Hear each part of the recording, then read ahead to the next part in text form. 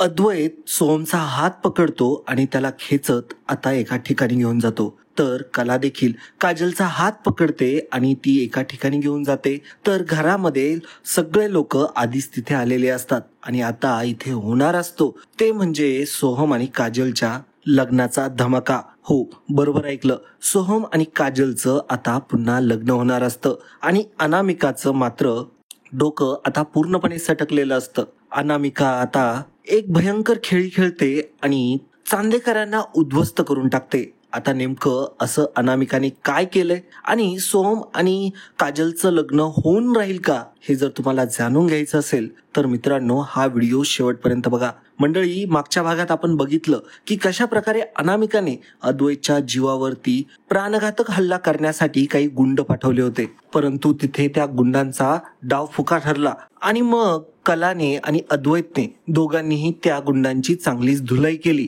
तर त्याच्यामध्ये निलेश समोर आलेला असतो. आता त्या निलेशचं काय झालं ते आधी आपण जाणून घेऊया, मग येऊया सोहम काजलच्या लग्नाकडे. त्याआधी मित्रांनो, मला माहिती आहे तुम्ही व्हिडिओला लाईक करत नाही हो. अहो, लाईकचं बटन दाबा. अहो, आपला एवढे मंडळी बघता व्हिडिओ. आज आपण बघूया, आज टार्गेट ठेवूया, जेवढे व्ह्यूज असतील तेवढेच लाईक्स येतात की नाही ते आपण बघूया. आणि मला माहिती आहे तुम्ही नक्की या गोष्टीसाठी आमची मदत कराल, कारण की त्या प्रेरणेने आम्हाला नवनवीन व्हिडिओ बनवण्याची महत्वाकांक्षा मिळत जाते. सोबतच तुम्ही चॅनलचं ते सबस्क्राईबचं बटन देखील दाबणार आहात, मला खात्री आहे. बरं, दाबून टाका आता. चला तर मंडळी, टाइम वेस्ट न करता आपण व्हिडिओला सुरुवात करूया. मंडळी, आपण लास्टला बघितलं होतं की कशा प्रकारे अद्वैतच्या जीवावरती त्या गुंडांनी हल्ला केलेला असतो अद्वैतवरती आणि त्या सगळ्या चकमकीत आता एक गोष्ट समोर आलेली असते, ती म्हणजे निलेशची. निलेश त्या गुंडांशी जेव्हा बोलत असतो तेव्हा ते बोलणं अद्वैत आणि कलाने ऐकलेलं असतं आणि ते बोलणं जेव्हा ते ऐकतात ना,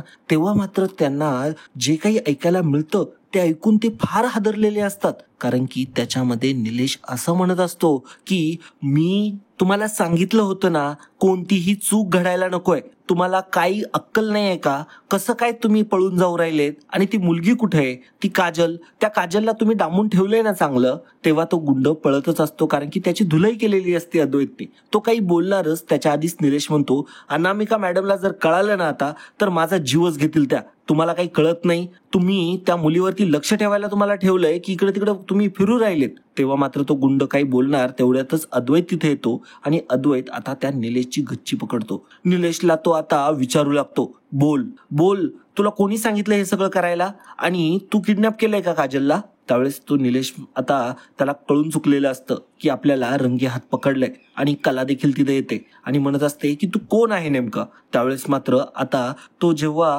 काही माहिती देत नसतो तेव्हा मात्र आता अद्वैत त्याला चांगला कुटायला लागतो. तेव्हा तो म्हणत असतो की मारू नका, मारू नका, प्लीज मारू नका. त्यावेळेसच मात्र तिथे पोलीस आलेले असतात, कारण की अद्वैतने पहिल्यांदा जे काही केलेलं असतं काम ते म्हणजे पोलिसांना रिपोर्ट देण्याचं. त्याने पोलिसांना सांगितलेलं असतं की आमचा हा मेंबर म्हणजेच काजल ही मिसिंग आहे आणि तिला शोधण्याचं आम्हाला मदत करा त्यासाठी. तर पोलिसांनीच खरं म्हणजे जे काही स्पेसिफिकेशन ज्या डिटेल्स असतात, लोकेशनच्या डिटेल्स, त्या पोलिसांनीच पाठवलेल्या असतात आणि अद्वैतने त्या आता लोकेशनवरती सगळ्यात आधी धाव घेतलेली असते. पोलिसांच्या आधी तो तिथे पोहोचलेला असतो, त्यामुळे तो गुंडांना तिथे मारत असतो वगैरे आणि त्याच्यातच तो निलेश देखील तिथे आलेला असतो आणि निलेश बोलता बोलून गेलेला असतो आणि अनामिकेचं नाव त्याने घेतलेलं असतं आणि यावरूनच त्यांना डाऊट आलेला असतो की याच्या मागे खरा मास्टर माइंड तर अनामिका आहे. आणि त्यावेळेसच कला आणि अद्वैत ही गोष्ट त्या पोलिसांना देखील सांगतात. त्यावेळेस ते पोलीस म्हणतात की हा असं खरं नाही बोलायचा,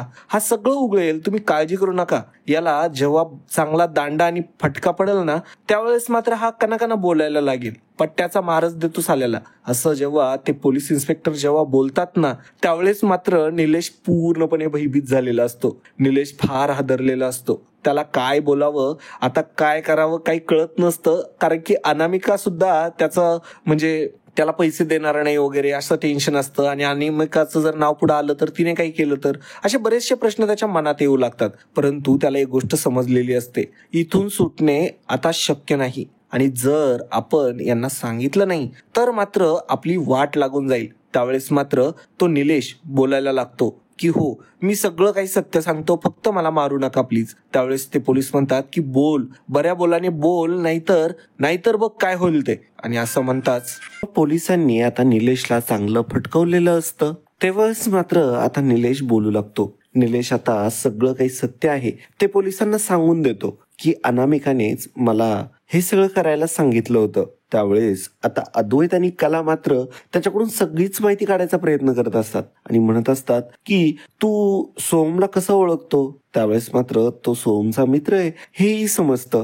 आणि या सगळ्या गोष्टींमध्ये अजून एक सत्य समोर आलेलं असतं की आता तो जो व्हिडिओचा प्रकार झालेला असतो तो सुद्धा निलेशनीच केलेला आहे. आता या सगळ्या गोष्टी जेव्हा समजतात आणि या सगळ्या गोष्टी अनामिकाच्या सांगण्यावरून झालेल्या असतात हे जेव्हा समजतं त्यावेळेस मात्र कला म्हणत असते की एखादी स्त्री आपल्या स्वतःच्या नवऱ्याला अशा जाळ्यात फसवण्यासाठी अशा गोष्टी कशी काय करू शकते. नक्कीच याच्यामध्ये अनामिकाचा काहीतरी वेगळा हात असेल असं आता कला बोलत असते. आणि कला आणि अद्वैत मग आता या सगळ्या गोष्टी जेव्हा जाणून घेतात ना त्यावेळेस मात्र त्यांना फार वाईट वाटत असतं की सोमचं आयुष्य तर उद्ध्वस्त झालंय, त्याला अशी कशी बायको मिळाली आहे आणि तिच्या मनामध्ये इतके काळे कारस्थान कसे काय आहेत. मग त्यांना फारच दुःख व्हायला सुरुवात होते. आणि मग त्यानंतर ते निलेशला स्वतः घरी घेऊन येतात आणि त्याला सर्वांसमोर हे सत्य उघड करण्यास सांगतात. आता अनामिकाला सुद्धा बोलून घेतलेलं असतं. अनामिका ऐकत नसते यायला, परंतु कलाने आता इतक्या जास्त सिरियसनेसने सांगितलेलं असतं आणि इतक्या जास्त प्रकारे तिला असं गोड बोलून घेतलेलं असतं की अनामिकाला असं वाटतं की तिचीच बाजू आता खरी होणार आहे. आणि अशा प्रकारे तिला देखील घरी बोलवलेलं असतं. आणि पहिल्यांदा निलेश हा बाहेरच असतो. त्यावेळेस मात्र आता कला म्हणत असते की काय का अनामिका, ह्या सोमनी तुझ्या आयुष्याचं वाटोळं केलं ना. बरोबर बोलते ना मी. त्यावेळेस मात्र अनामिका म्हणते की कला अगं मी तुला काय सांगू, आता माझ्या आयुष्यात आता याच सगळ्या गोष्टी चालू राहणार. म्हणजे बघ ना, म्हणजे माझा नवरा माझ्याशी लग्न करून घरात आलाय, माझ्या सोबत आहे, परंतु हाच प्रत्येक वेळेस फक्त आणि फक्त त्याच्या एक्स गर्लफ्रेंड विषयी विचार करत असतो. म्हणजे आता त्यांचं लग्नाआधी काही होतं मी कुठं मानायला तयार नाहीये का, परंतु लग्नाआधीच्या गोष्टी आता लग्नानंतर तरी नाही काढू ना. त्यावेळेस मात्र आता अनामिकाला कला प्रश्न विचारते, काय ग, असं जर करत असेल तर याच्यासोबत काय व्हायला पाहिजे. त्यावेळेस मात्र अनामिका म्हणते की मला आता याच्यासोबत राहायचं नाहीये, मला डिवोर्स हवाय आणि मला आता काही करून मी आता याच्यासोबत कधीच पुन्हा आयुष्य जगणार नाहीये. कला म्हणते की ठीक आहे, मला तू जे म्हणते ते मान्य आहे आणि तुमचं डिवोर्स खरंच व्हायला पाहिजे अगं, कारण की सोहम सारखा विचित्र मुलगा जर तुझ्या आयुष्यात असेल तर मात्र कसं काय तुझं आयुष्य सुखाने राहील. कारण की बघ ना, तो लग्नानंतर सुद्धा ह्या सगळ्या गोष्टी करतोय, म्हणजे किती वाईट ना.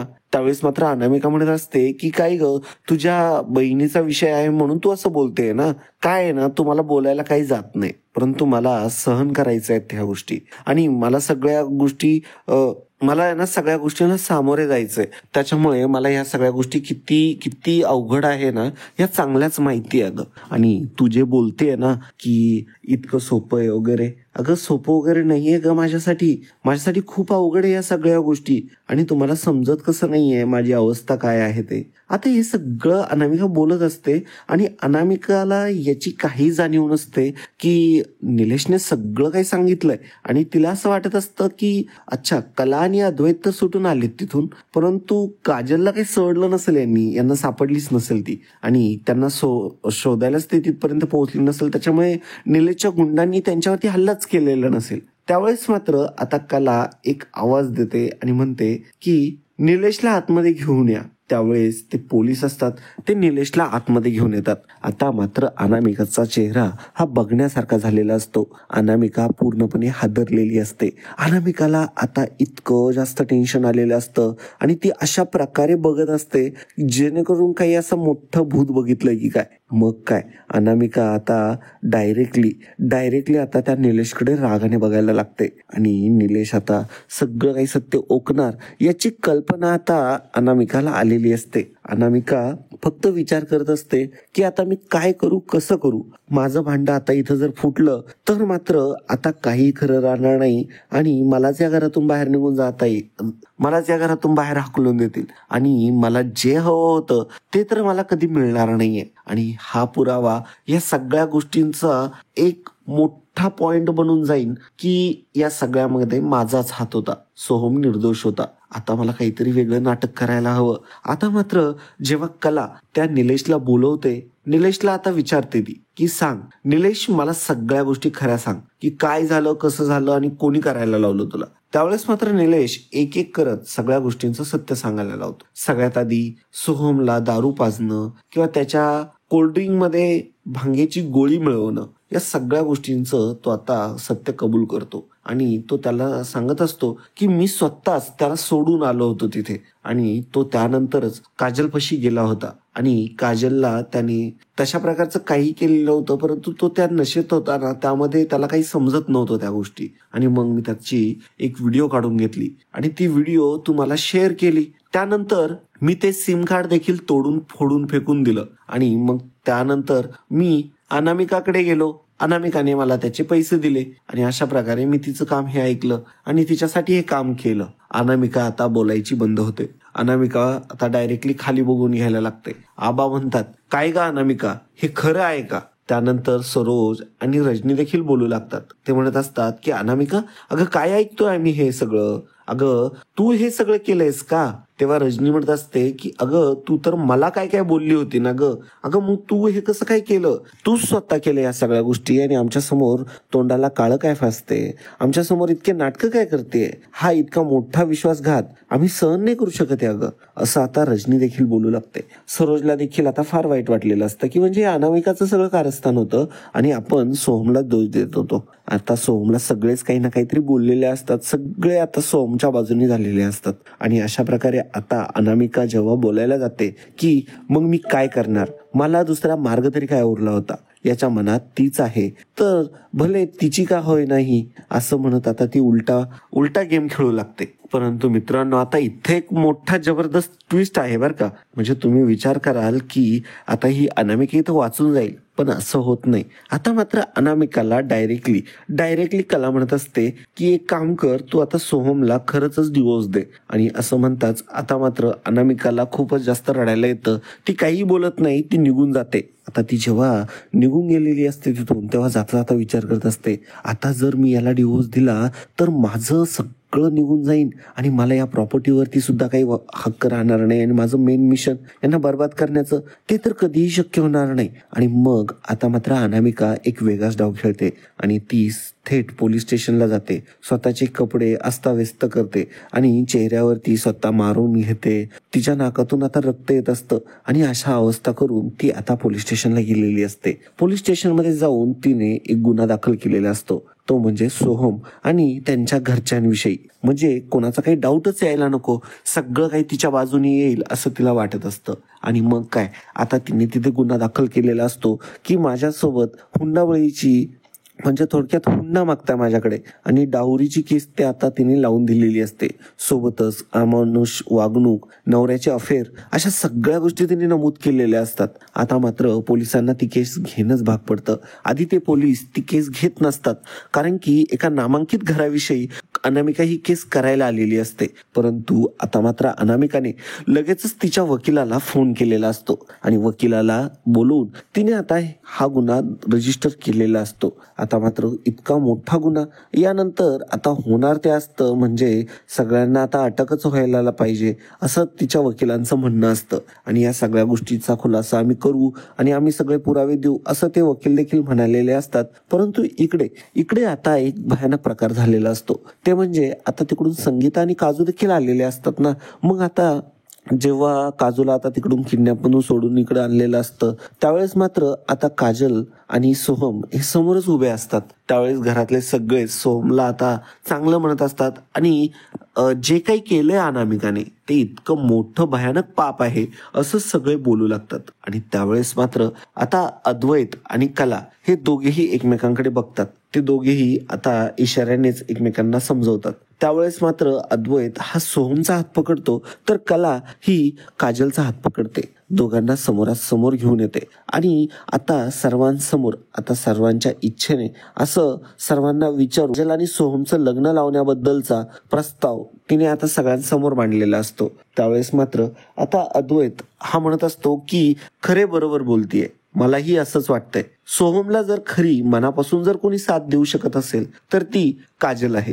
काजलचंही अतोनात प्रेम होतं सोहमवरती, परंतु त्यांचं लग्न होऊ शकलं नाही. त्यावेळेस आपण या सगळ्या गोष्टींचा विचारच करत नव्हतो. खरं तर सोहमने देखील जे अनामिकासोबत लग्न केलं ना, त्याच्यामध्ये फक्त आणि फक्त समझोता होता. त्याने स्वतःच्या मनाला नेहमी समजवत राहिला, परंतु अनामिकासोबत त्यांनी खरं आयुष्य कधी जपलंच नाही. परंतु अनामिकाचं ध्येय तर वेगळं होतं, या घरामध्ये येण्याचं. आम्हाला त्याही गोष्टी समजून आलेल्या आहेत, कारण की आता मात्र अनामिका ही पुढे जाऊन ही कारस्थानं करणार हे सगळ्यांनाच माहिती असतं की तिला इकडून या घरामध्ये येण्याचं मेन जे उद्दिष्ट असतं ते या घराची सून म्हणून राहण्यामध्ये नसतं, तर तिचा प्रॉपर्टीवरती डोळा असतो आणि ही प्रॉपर्टी मिळवायची आणि लुबाडून सगळ्या गोष्टी मिळवायच्या असंच तिच्या डोक्यात असतं. त्याच्यामुळे आता या सगळ्या गोष्टीचा खुलासा झालेला असतो. आता मात्र रजनी देखील रडायला लागते. रजनी काजलला मिठी मारते आणि काजलला ती म्हणत असते, मला माफ करा ग, म्हणजे मी तुलाही खूप वाईट समजले आणि सोहमला देखील,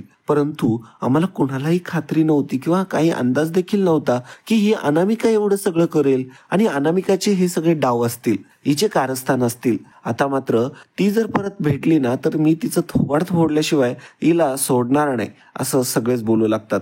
सगळ्यांचाच भाव तो बनलेला असतो. आता मात्र अनामिका तेवढ्यातच पुन्हा एंट्री करते. अनामिकासोबत आता पोलीस आलेले असतात. सोहम आणि काजलच्या लग्नाचा विषय सुरूच झालेला असतो आणि त्यांचं लग्न करायचं ठरवणारच असतात किंवा त्या गोष्टीबद्दल होणारच असतो विषय. परंतु त्याच वेळेस आता अनामिका पोलिसांना घेऊन तिथं आलेली असते आणि तिच्यासोबत वकील देखील असतात. त्यावेळेस मात्र पोलीस येतात आणि सगळ्यांना आता तिच्या सगळ्यात पहिल्यांदा सासूला म्हणजेच रजनीला सोबतच सोहमला पहिल्यांदा ते अरेस्ट करणार असतात. ते त्यांना म्हणतात की तुम्ही या मुलीचा छळ केलाय, बघा तिची अवस्था, आणि या सगळ्या गोष्टींना तुम्ही जबाबदार आहात आणि तिचा सासरी खूप छळ होतोय अशी तिने कंप्लेंट देखील केली आहे. त्यावेळेस मात्र अद्वैत म्हणतो की याचा काय पुरावा आहे, खरा छळ तर तिने केलाय, तिचं कपट सगळ्यांच्या समोर आलंय आणि तिने आता खोटी कंप्लेंट केली आमच्याविषयी, आमच्या घराविषयी. आमचं नाव खूप मोठं आहे इन्स्पेक्टर साहेब, तुम्ही जरा विचार करून ह्या गोष्टी करा, कारण की जर तुम्ही असं